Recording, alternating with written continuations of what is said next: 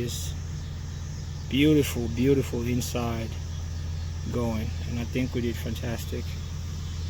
So yes, girl.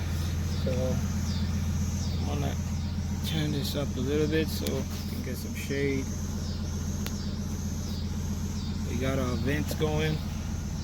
They're fully functional. We did do our trim here on the center console. We're able to touch this up. Got that done. Cup holders. We got a little gear button there. Done. Check the other video we will make for this bad boy right here. You guys would love it. But yeah, we got our shifter, you know, two-tone. Got a paddle on the shifter right there. We got our massive 10-inch radio. It does turn and it's detachable off a regular tune-in.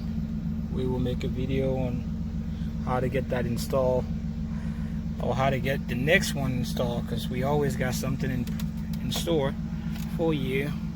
We got our dash fully refinished, black gloss.